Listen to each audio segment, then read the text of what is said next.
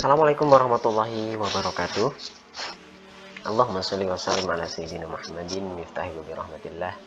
Adada ma fi ilmillah, salatu wa salaman daimaini bidawami mulkillah wa ala alihi wa sahbihi. Puji dan syukur marilah kita sama-sama panjatkan kehadirat Allah Subhanahu wa taala. Alhamdulillah atas izin Allah Subhanahu wa taala kita bisa kembali bertemu dan juga bisa kembali belajar dalam pembelajaran PAI tentang sholat kewajibanku. Anak-anakku silahkan bisa dilihat dalam buku paket halaman ke-58. Mengapa sih kita harus melaksanakan sholat? Nah, banyak sekali dari anak-anak yang berkata seperti ini atau menanyakan kepada orang tuanya, kemudian kepada kakaknya, ataupun kepada teman-temannya. Nah, kenapa kita harus sholat? Sholat merupakan tiangnya agama. Barang siapa yang mengerjakan sholat, maka telah menegakkan agama. Tetapi barang siapa yang meninggalkan sholat, berarti meruntuhkan agama. Kalau bisa kita ibaratkan, sholat ini merupakan tiang-tiangnya. Bayangkan sama adik-adikku semua, ketika tiangnya itu tidak ada satu misalkan, bangunannya pasti tidak akan pernah tegak berdiri dengan kuat, tapi justru malah akan roboh. Nah, begitupun sholat. Sholat ini merupakan tiangnya agama yang harus kita kerjakan. Apa itu pengertian sholat? Sholat artinya adalah doa. Di dalam sholat itu merupakan bacaan-bacaan doa. Sedangkan secara gambaran umumnya, sholat itu adalah ucapan dan gerakan tertentu yang diawali dengan takbiratul ihram dan diakhiri dengan salam.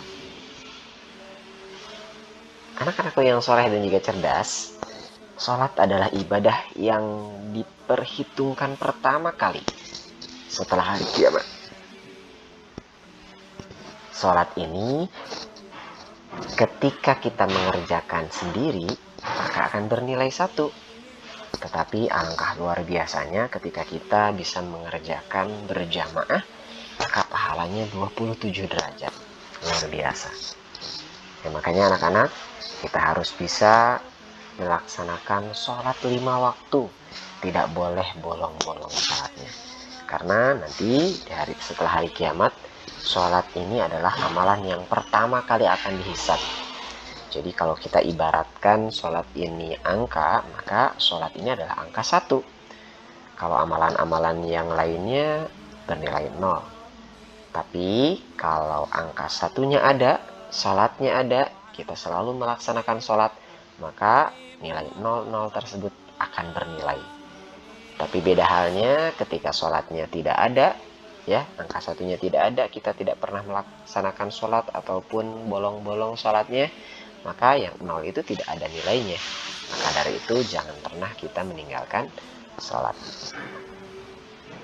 Anak-anakku yang soleh, sholat akan memberi hikmah kepada kita apabila yang pertama dilaksanakan dengan sempurna, memenuhi syarat dan juga rukunnya, serta khusyuk dan ikhlas karena Allah Subhanahu wa ta'ala.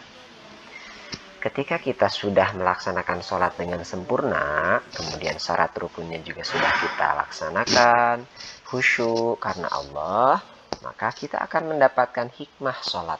Yang pertama itu selalu mengingat Allah Subhanahu wa ta'ala di dalam setiap kehidupan kita. Kemudian mendekatkan diri kepada Allah Subhanahu wa ta'ala, disiplin waktunya, hidup bersih, hidup tertib dan teratur, kemudian bersikap rendah hati, hidup damai dan menyebarkan keselamatan. Hati kita menjadi tenang dan juga tentram, membina kebersamaan, persatuan dan persaudaraan, dan juga memelihara diri dari perbuatan dosa. Nah, kemudian nanti kita akan praktek sholat. Apa saja?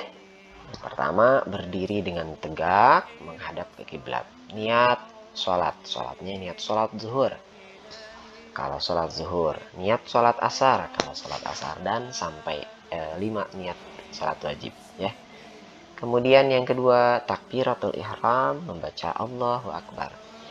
Dilanjutkan, meletakkan tangan di antara pusar dan juga dada, baca Fatihah, kemudian surat ya.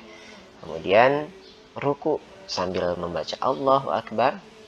Kemudian i'tidal sambil membaca Sami Allahu liman hamidah. Kemudian sujud sambil membaca Allahu Akbar. Duduk di antara dua sujud.